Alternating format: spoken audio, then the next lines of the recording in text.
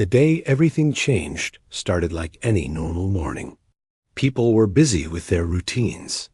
Some were getting ready for work, some were heading to school, and others were scrolling through their phones without thinking much about the world outside their own lives. No one expected that these few hours would become part of a story the entire planet would talk about for years. It began with a strange signal picked up by a small research station near the Pacific. The scientists working there had seen unusual signals before, and most of the time they turned out to be random static from space or errors in their systems. But this one was different. It repeated in a pattern. It had structure, timing, and rhythm. It felt like someone out there wanted to be noticed. The team tried to contact larger space agencies, but at first, no one took the report seriously. Big organizations were always receiving alerts, and most of them led nowhere. Besides, everyone assumed that if an alien civilization really wanted to say hello, they wouldn't choose such a quiet, easily ignored way. As the hours passed, though, more antennas around the world began catching the same signal. Countries that rarely agreed on anything suddenly confirmed the same unusual pattern. Before anyone could process what was happening, the signal changed. The steady rhythm stretched into a long pulse, then broke into something that felt like a countdown. Scientists tried to decode it, but they couldn't understand the numbers or the meaning behind them. All they knew was that it ended at a specific moment about 12 hours later. Many people brushed it off. The world had seen countless hoaxes, strange predictions, and confusing scientific discoveries. But deep down, people felt uneasy. Something about the countdown felt too deliberate, too focused. When the final minute arrived, people all over the world watched the live broadcasts. Beaches, rooftops, and open fields filled with people who looked up at the sky, unsure what to expect. Even those who claimed not to care found themselves glancing out their windows, as if something inside them knew this moment was important. Exactly when the countdown ended, something appeared in the sky over the Pacific. It wasn't a bright light or a massive ship like in movies. It was quiet, gentle. A shining sphere, no bigger than a small aircraft, came through the clouds and slowed as if it weighed nothing. The air around it shimmered softly, and for a moment the world went silent. People didn't scream. They didn't run. They just stared at the sphere, lowered toward an empty stretch of land far from cities. Authorities rushed to the site, but by the time they arrived, something unexpected had happened. The sphere opened not with noise or mechanical movement, but like water spreading apart, and 3 figures stepped out. They weren't threatening. They weren't holding weapons. They simply stood there, calm, as if they had practiced this arrival many times. They didn't look identical, but they shared similar features: tall, slender beings with glowing patterns along their arms and chest. Their expressions were gentle, almost curious, as if they were trying to read the emotions on the humans' faces. The world froze. Authorities surrounded them, unsure what to do. No one wanted to cause panic or appear aggressive. Even the officials, who usually acted with authority, found themselves speaking more softly, moving more slowly. Everyone understood that this moment would define how humanity would be remembered. The tallest envoy raised a hand, and a soft light formed in the air. It wasn't harmful. It was more like a warm, floating screen. On it, symbols appeared smooth, flowing marks that made no sense to anyone watching. Then the symbols shifted, stretched, and reshaped into human languages. Words appeared that everyone could read, no matter where they were watching from. We come peacefully. We request dialogue. Those words echoed across news channels, social media feeds, and every screen that could display a signal. The globe reacted with shock, then excitement, then confusion. People cried. People cheered. People questioned whether it was real. But no matter how different the reactions were, everyone agreed on one thing. This was the first real contact humanity had ever witnessed. A global committee formed within hours, bringing together scientists, leaders, and translators. They traveled to meet the envoys in a carefully organized environment. The area was not a military base or a scientific lab. It was an open space surrounded by trees, chosen to look calm and welcoming. No one wanted the first conversation in human history to feel like a negotiation held behind walls. The envoys moved with slow, thoughtful gestures. They observed everything closely: the air, the plants, the people standing before them. They didn't seem afraid. Instead, they appeared almost impressed, as if they had been expecting something far more chaotic. When communication finally began, the envoys' voices were gentle, layered with a tone that made people feel strangely calm. They introduced themselves as representatives from a distant alliance. They explained that their people had observed Earth from afar for many years. Not constantly, but often enough to know humanity's struggles, growth, and inventions. They said they were here to evaluate Earth's readiness to join the broader network of civilizations. The committee listened carefully. The idea of joining an alliance beyond Earth sounded impossible, yet the envoys spoke about it as if it were a normal part of their world. They said that their visit was meant to open communication and begin a long process of learning. They made it sound like an invitation, not an order. But something about their tone suggested that they were not telling the whole story. During breaks, the committee members talked quietly among themselves. Many felt honored. Some felt cautious. A few sensed that the envoys were choosing their words very carefully, as if avoiding details that could cause concern. Meanwhile, the public formed their own opinions. Some were hopeful for a future among the stars. Some were afraid of what these beings wanted. Others simply watched the events unfold with curiosity. Social media filled with theories, drawings, speculations, and endless questions. For days, the envoys became the only topic anyone cared about. As conversations continued, the envoys asked questions too. They wanted to know how humanity handled global issues, how countries cooperated, and how people balanced their differences. They paid close attention to emotional responses, not just the words being spoken. One of them often paused when someone grew nervous or unsure, as if analyzing human behavior with deep interest. But in the middle of all this excitement, something else began happening quietly behind the scenes. Some of the scientists who monitored the envoy's landing site noticed that the original signal, the strange one that started everything, had not fully stopped. It had changed, splitting into two different patterns. One pattern followed the envoy's movements, almost like a signature. The other came from somewhere else, somewhere far beyond them. The scientists didn't know what it meant, but they could feel an unspoken truth hovering just behind the envoy's calm expressions. Something else was approaching Earth, something larger, something the envoys had not mentioned. Yet the envoys continued speaking as if nothing else mattered. They thanked Earth for its hospitality, expressed admiration for humanity's resilience, and said they looked forward to discussing the next steps. But their eyes sometimes drifted toward the sky, almost unconsciously, like someone waiting for a message they didn't want to deliver. People sensed it too. Even without proof, there was a feeling in the air, an invisible tension, a gentle weight pressing on everyone's thoughts. The envoys were here, yes, but they were not the whole story. They were only the beginning. And while Earth was reacting to their presence with curiosity and caution, something was approaching across the silent darkness of space, growing closer by the day. No one knew what it was. No one knew its purpose. But the envoys knew, and that was why they had come. For the first few days after the envoys' arrival, the world stayed in a strange state between excitement and uncertainty. People watched every update like it was part of a long movie, waiting for the next scene.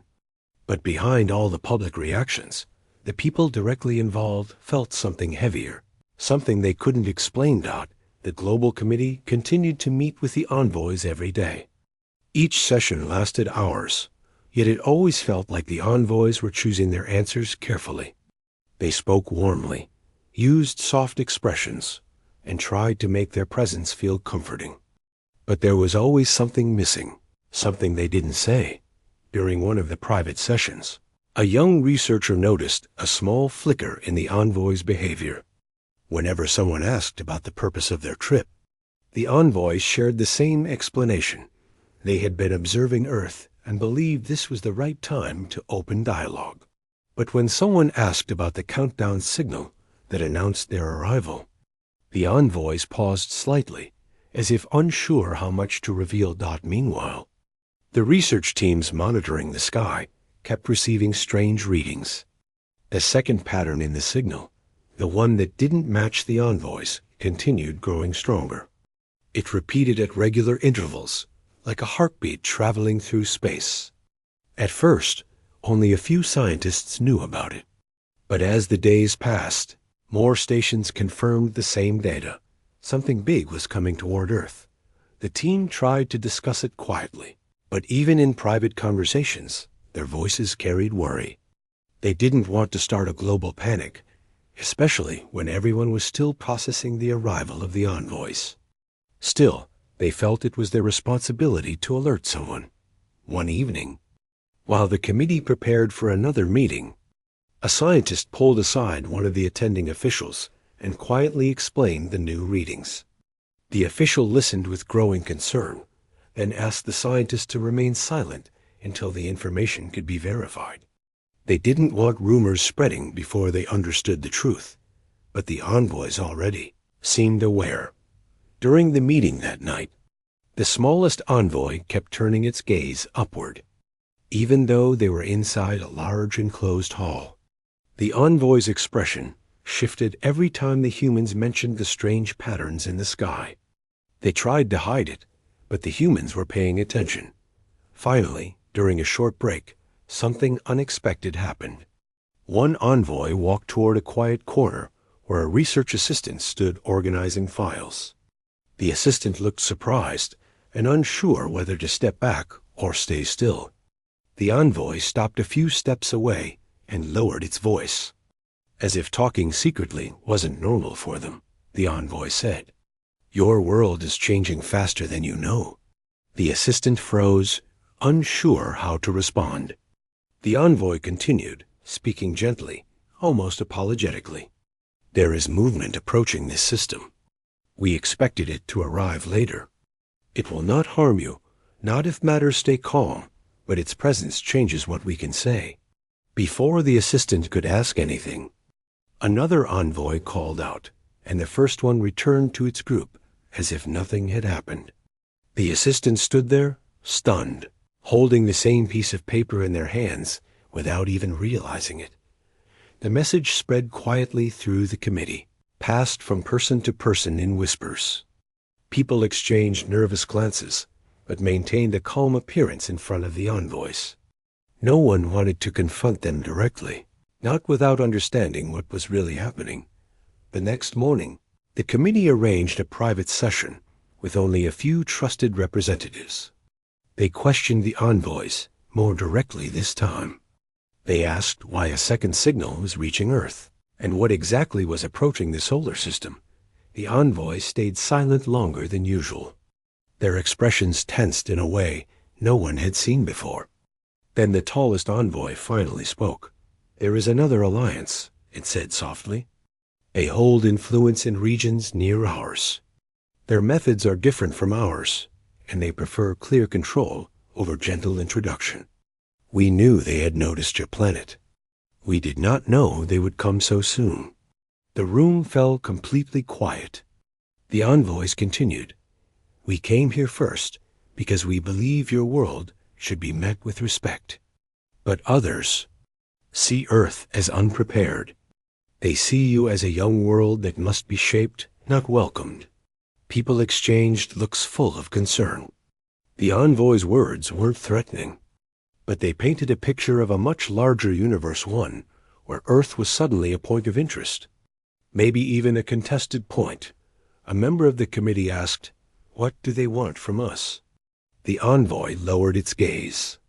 To guide your development, to supervise your progress, to decide your limits. They think your species is growing fast, too fast. The envoy paused again. We disagree. This part shocked everyone. The envoys seemed to genuinely care about Earth's independence. They didn't speak like conquerors. They spoke like diplomats trying to protect something fragile. Another member asked, "What happens when they arrive?" The envoy hesitated. "That depends on how we present you." People in the room felt the weight of those words. Present you. It meant the envoys were not evaluating Earth alone. They were preparing to explain Earth to someone else. After the session ended, news quietly reached global leaders, but the public knew nothing yet. Governments around the world held emergency discussions, trying to figure out how to prepare. They didn't want people to panic. They didn't want chaos. But they also didn't want Earth to look weak in front of whatever was approaching. As hours passed, the approaching structure grew clearer in satellite images. It was far away, but large enough that even early detection systems could sense its presence. No one could tell if it was a ship, a station, or something in between. All they knew was that it was bigger than anything humanity had ever built. Countries that rarely spoke to each other began sharing data. Scientists, engineers, and analysts from around the world worked together to understand the readings. They noticed that the object was slowing down as it approached the outer edges of the solar system. It wasn't rushing. It wasn't hiding. It was moving with purpose, as if it knew exactly where it was going. Inside the committee, the atmosphere became heavier. Every question felt more urgent. Every answer from the envoys felt thinner, as if they were running out of time. Even the envoys' calm voices carried a quiet tension. One night, while a small group prepared for another meeting, something strange happened again. The envoy who had previously spoken privately approached the same researcher from the first day. The envoy's voice trembled slightly, something no one had heard before. "You must understand," the envoy said. "We did not come here to frighten you. We came because we believed your world deserves the chance to speak for itself." The researcher asked, "Why didn't you tell us the full truth from the beginning?" The envoy looked troubled. "Because your reaction matters. If you meet them in fear, they will use that fear to control the situation. If you show strength, they will negotiate. We hope to prepare you slowly, but we no longer have that time." The room's quiet air felt heavy. The researcher felt a mix of fear and determination rising inside. The envoy's words had changed everything. The next morning, the global committee agreed to something important. They would no longer rely only on the envoy's reassurances. They would prepare to face the approaching force with dignity and unity, not panic. Information leaked to certain leaders. Plans were made behind closed doors. Old disagreements between countries seemed to disappear overnight as everyone realized they were dealing with something far beyond politics. And yet, even with all the planning, there was one truth no one could ignore. Earth had never dealt with anything like this before. They needed time. They needed clarity. They needed a sign that they weren't powerless. What they didn't know was that deep beneath the surface of the planet, in a place almost no one had ever seen, something already existed. A project that had been kept secret for decades. Something built not for war, but as a precaution the world hoped never to use. Its name hadn't been spoken in years. Its existence had almost been forgotten.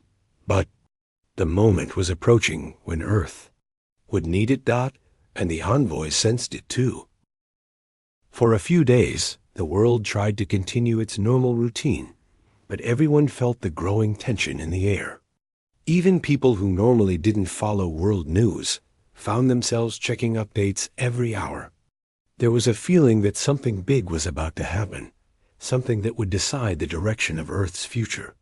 No one could explain this feeling, but everyone sensed it. Inside the global committee, the discussions grew heavier. Every meeting with the envoys felt different now. The envoys still spoke gently, still moved with calm expressions, but their eyes carried a quiet worry that they couldn't fully hide anymore. They understood that the humans had pieced together the truth. They knew Earth realized another alien force was coming closer every day. The committee tried to ask direct questions. They wanted to know the exact size of the incoming structure, the intentions of the other alliance, and how much time Earth had before they arrived. But the envoys never gave complete answers. They always paused, choosing their words carefully, as if every detail they revealed could change everything. One envoy finally said, "Your world must decide how it wishes to stand." The humans didn't understand what that meant at first. Stand how? Stand against what? But the envoys didn't explain further. Meanwhile, governments around the world were working day and night. Scientists, engineers, strategists, and analysts were brought into secure facilities. They studied the signals, tried to track the incoming object, and calculated its speed. Some believed it was slowing down to send a message of calm. Others thought it was slowing down to prepare for entry. No one could agree. The public still didn't know about the second approaching structure.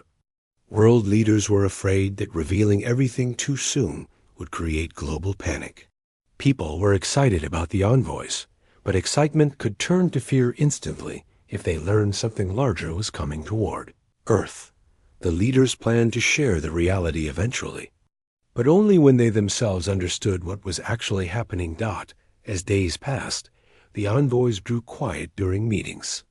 They were open to answering questions about their own people, their technology, and their observations of Earth. But whenever someone asked about the other approaching force, they spoke less and less. During one such meeting, a member of the committee looked at the envoys and said, "We want to prepare. We want to understand what's coming. Why do you hold back information?" The envoy responded with a calm voice, "Because your world reacts strongly to fear. If we speak too soon, your leaders might take actions that create misunderstanding." Another member said, "So you're protecting us?" The envoy lowered its head. "We are trying to give you space to decide your identity." These words stayed in the minds of everyone in the room. Identity.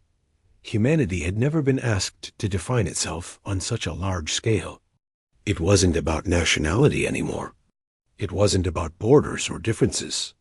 It was about Earth as a single world. As news circulated inside the committee, something else became clear. The envoys hadn't come only to welcome Earth. They had come to observe how humans handled pressure, how humans handled fear, how humans handled each other. Their mission was more complicated than anyone expected. While the committee struggled with uncertainty, something else happened quietly, something that would shift the balance of everything. A group of world leaders received a confidential briefing about a secret project buried deep beneath the surface of the planet. It wasn't a weapon. It wasn't an attack system. It was a massive vessel built long ago, during a time when humanity feared potential threats from space.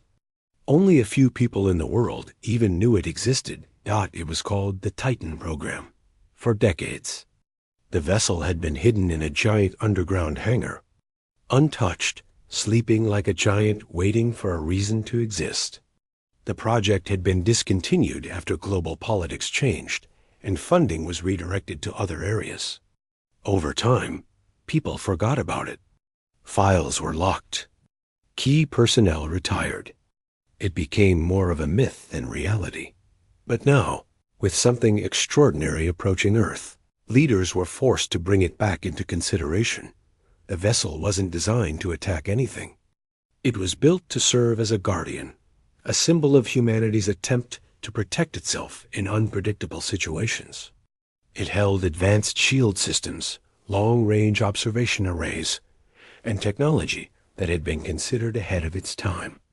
The engineers who once worked on it had dreamed of a future where humanity could stand proudly among the stars. Now, That future seemed much closer than anyone expected. Still, there was a problem. The vessel hadn't been tested in years. No one knew if it could even power on. And if it could, no one knew how the Envoys or the incoming force would interpret its activation. A group of experienced engineers, along with younger specialists, were taken to the hidden site. They walked through quiet corridors filled with dust-covered equipment. They stood in front of the large body of the Titan vessel, stretching across the massive underground hall like a sleeping giant made of steel and light. Many of them felt goosebumps just looking at it. Some whispered, "Can this really still work?" Others whispered, "Should we really bring this out?" Meanwhile, the Envoys sensed something changing on Earth. They felt the shift in human discussions, the rising urgency, the way leaders spoke more quickly and with more determination. The Envoys began asking gentle questions in their meetings. What is your world preparing? Why is your focus shifting? What decisions are being made? The humans didn't reveal everything. They weren't trying to deceive the Envoys, but they were trying to understand their own path before announcing it. But the Envoys weren't angry or offended. Instead, they seemed thoughtful, almost concerned. One Envoy told the committee softly, "The others will judge your world based on how you choose to represent yourselves. If you show confusion, they will guide you. If you show fear, they will take control. If you show strength..." The Envoy paused, then continued, "They will discuss, not decide." Those words became the turning point. Show strength, not aggression, not hostility, but readiness. Earth didn't want to provoke anything. Earth didn't want a conflict. But Earth also didn't want to be treated like a child that needed supervision. The committee discussed the meaning of strength for hours. Strength wasn't about attacking. It was about standing firm, about showing identity, about showing unity. Humanity had always been complicated, full of differences, disagreements, and separate cultures. But in this moment, the world needed one shared voice. As the Envoys watched silently, leaders made a decision behind closed doors. A decision that would change how Earth would be seen by the approaching force. They would reactivate the Titan vessel. Work began immediately at the hidden site. Engineers around the world were secretly flown in. Specialists studied old designs, reconnected old systems, updated forgotten codes, and worked around the clock. Every hour mattered now. The first time the Titan's lights flickered, even the engineers felt something emotional. The giant vessel hummed softly, like it was waking up after a long sleep. The sound wasn't loud, but it made everyone step back instinctively. They realized that this wasn't just a machine, it was history rising from the shadows. Meanwhile, the Envoys continued meeting with the committee. They sensed Earth's rising confidence.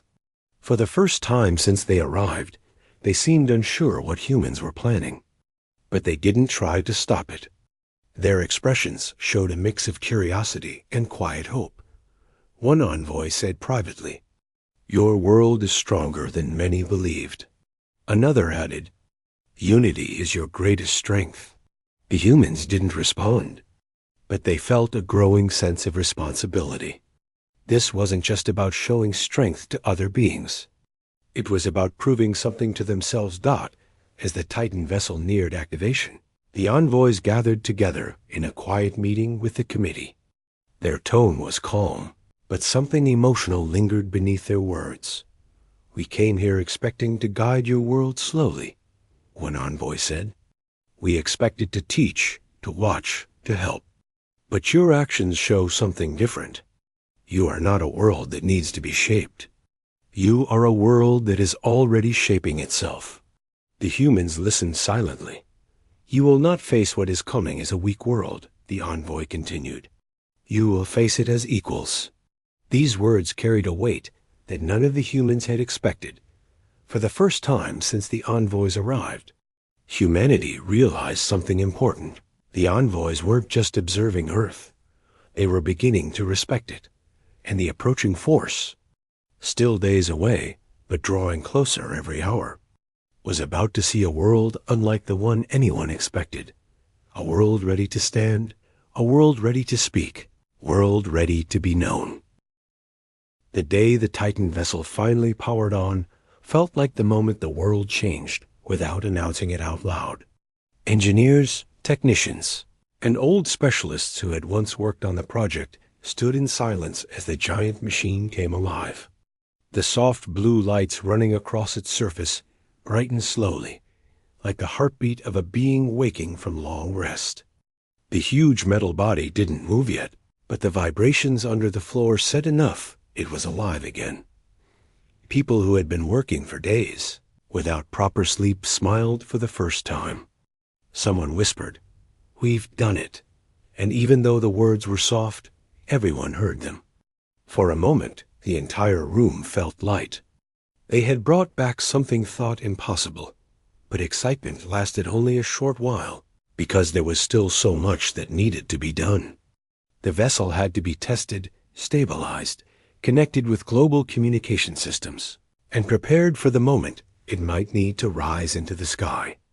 No one wanted to rush, but time wasn't on Earth's side. The approaching structure from space kept steadily slowing as it neared the solar system. Getting closer each day. In the global committee, the atmosphere changed too. The envoys could feel the shift even if they didn't know the details. Every time they entered the meeting hall, they looked around with more curiosity, as if they sensed Earth preparing something meaningful. Their expressions weren't fearful, they were thoughtful, almost respectful. During one private session, an envoy said, "Your world is moving with intention." That is good. Intention prevents misunderstanding. A representative asked gently, "Do you think the ones coming will respect intention?" The envoy hesitated. They will respect clarity. They believe influence belongs to the strong. But strength, to them, does not mean conflict. It means position. It means identity. How your world presents itself will shape how they speak to you. These words stayed with the committee long after the envoys left the room. The envoys weren't warning Earth. They were preparing it, guiding it in the only way they could without breaking whatever rules they followed. Meanwhile, in different regions of the planet, leaders were being briefed on the Titan vessel. Many were shocked that something so large and advanced had existed all this time. They had questions. What if it malfunctioned? What if the envoys misunderstood its purpose? What if the approaching force saw it as a threat? But after long discussions, everyone agreed on one thing. If Earth wanted to stand equal, it needed something that showed unity and preparedness. A planet united by fear can break easily, but a planet united by purpose becomes something stronger. While leaders prepared, scientists continued tracking the incoming structure. Every new reading showed its size more clearly. It wasn't just large, was enormous. Larger than anything built by humans. Some believed it was a mobile station. Others thought it was a vessel carrying many individuals. But the truth was uncertain. All they knew was that it wasn't slowing to stop completely. It was slowing just enough to show control. It was a powerful message. The envoys became quieter over the next few days. They spent long hours standing together, their eyes sometimes drifting toward the sky even when they were indoors. They seemed to communicate with each other silently, as if sharing things too delicate to say aloud. Whenever humans tried to read their expressions, the envoys responded with polite calm, never revealing more than they intended. But many people noticed something else. The envoys were no longer the ones observing. For the first time, they looked like the ones waiting. One afternoon, while the committee prepared for another session, one envoy spoke privately with a translator. The envoy said softly, "We are uncertain how this will end, but we believe your world is choosing the right path." The translator asked, "Did you expect this? Did you think humans would reveal something like this?" The envoy took a moment before answering. "We believed your world had potential. We did not know how quickly you would act on it." Their voice carried admiration, something no one had expected to hear. At the Titan vessel site, engineers pushed harder each hour. They tested the engines, calibrated sensors, updated old circuits, and replaced outdated parts. The vessel used technology developed decades ago, but even today it felt advanced. Its shielding system was strong enough to protect large areas. Its observation equipment could scan beyond the moon. And its communication systems were built to synchronize with global networks instantly. One night, while a group of engineers took a short break, they sat together on the metal walkway above the vessel, looking at the machine below. Someone said, "Do you think we're doing the right thing?" Another responded, "We're not trying to scare anyone. We're showing that Earth isn't helpless." A third person added quietly, "Sometimes standing tall is the best way to avoid falling." Their words were simple, but everyone understood the meaning. This wasn't about war. It wasn't about domination. It was about dignity. As the hours passed, final preparations continued. Deep inside the underground hangar, a soft alarm sounded, a signal that the vessel was ready to rise for its first atmospheric test in years. Engineers and guards rushed into position. Some held their breath as they watched the massive structure lift slightly from its cradle. Supported by its own energy field, when the Titan vessel hovered for the first time in years, people felt something powerful.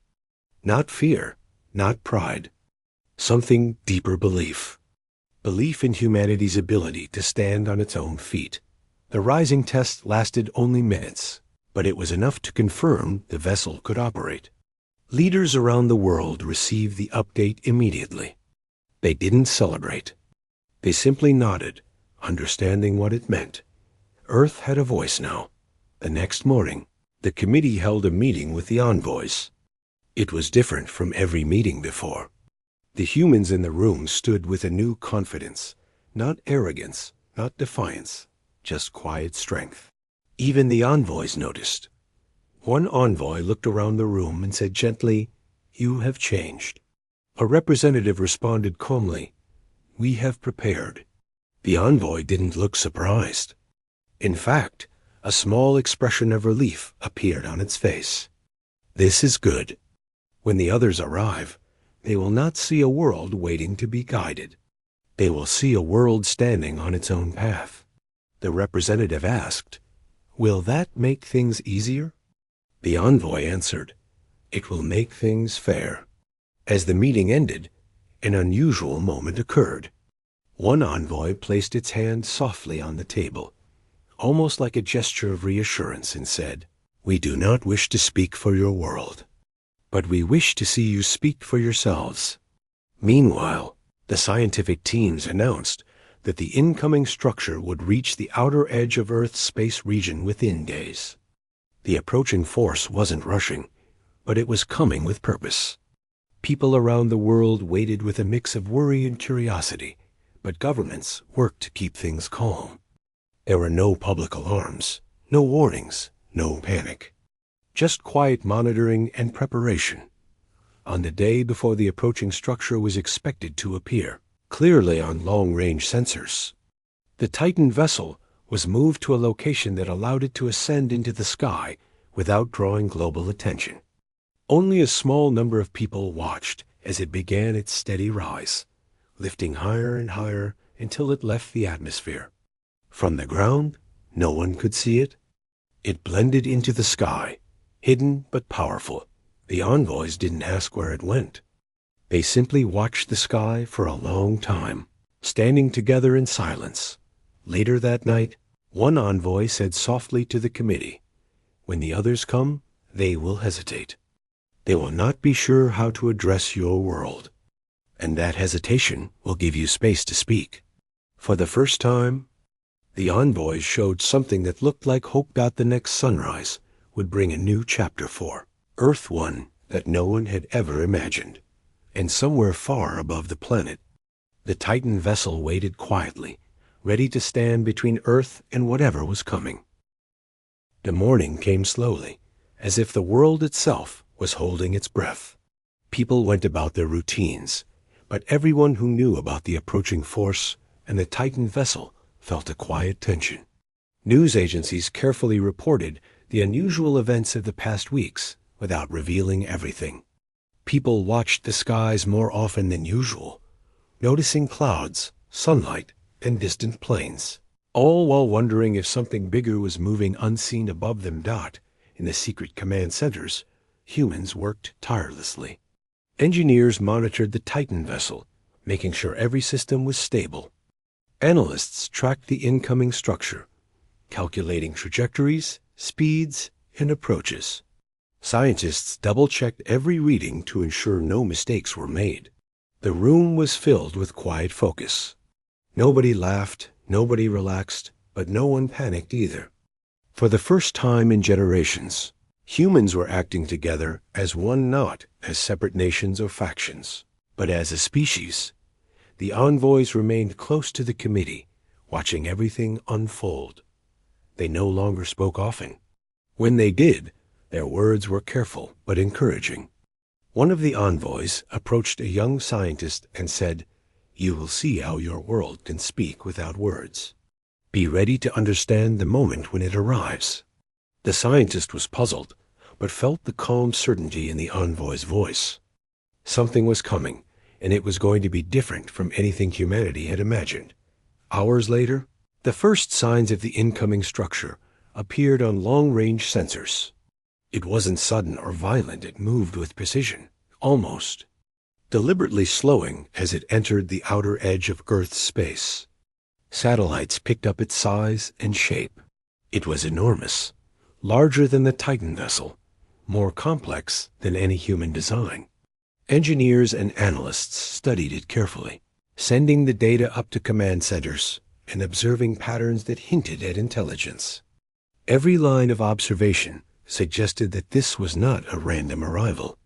It was calculated, deliberate, and aware.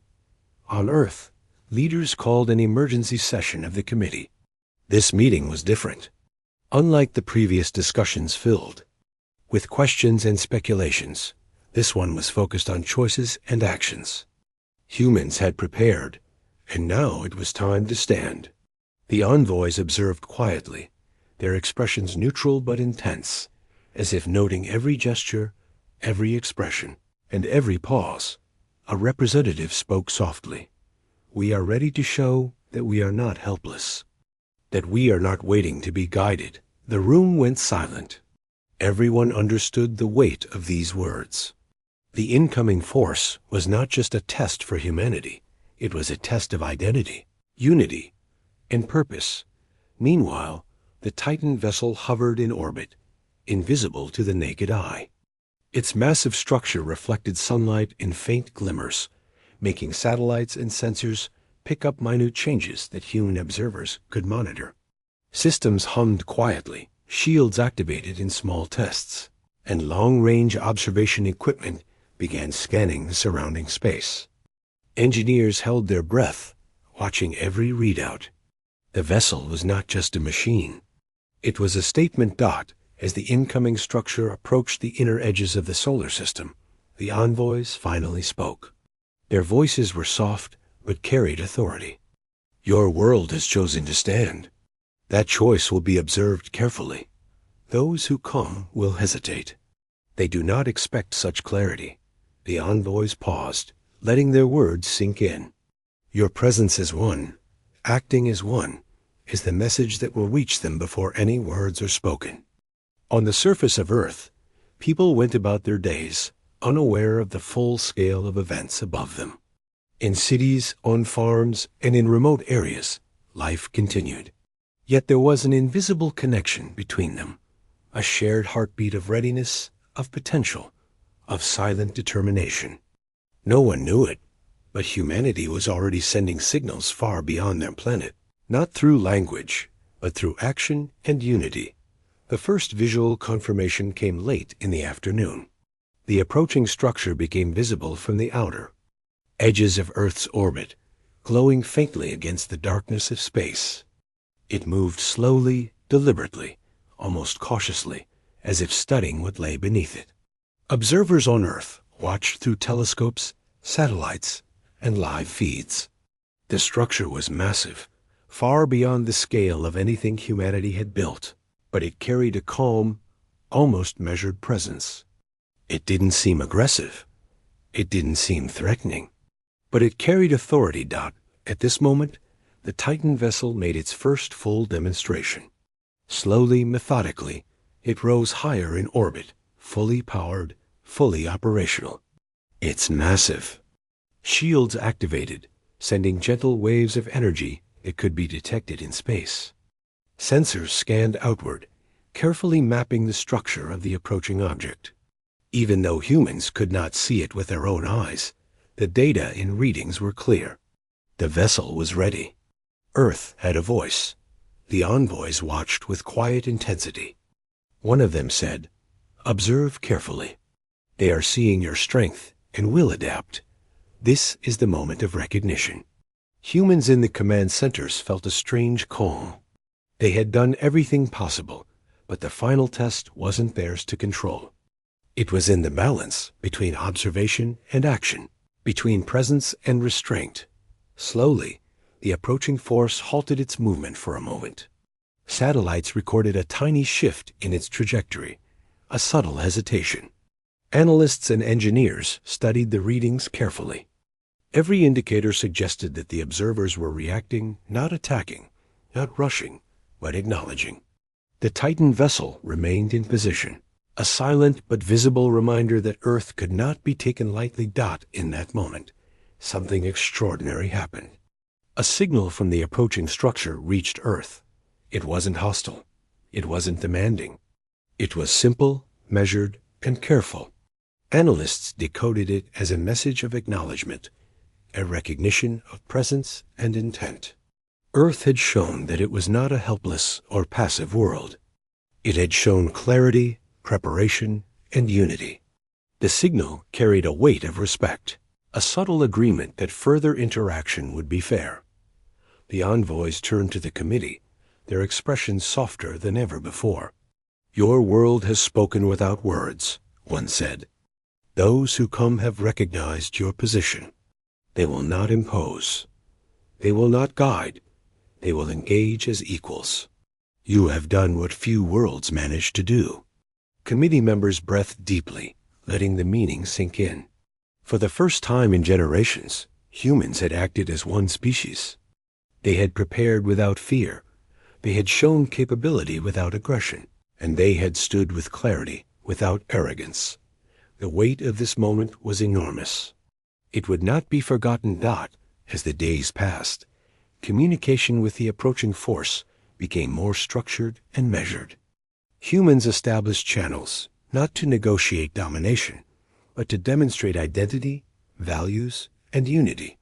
They shared observations of their own world, technological achievements, and the desire to coexist peacefully while maintaining autonomy. The envoys continued to assist quietly, providing guidance on protocol but never interfering. The Titan vessel remained in orbit, a symbol of readiness and responsibility. It did not need to fire weapons or display strength. Its presence alone, combined with humanity's preparation, was enough to create recognition and respect. Analysts reported that the approaching force adjusted its approach multiple times, responding to subtle signals and transmissions from Earth. No forceful actions were taken. No threats were issued. All interaction was careful, deliberate, and respectful. On Earth, the world watched news updates and scientific announcements. Most people didn't know the full extent of what had happened. They knew of the envoys, the signals, and strange objects in space.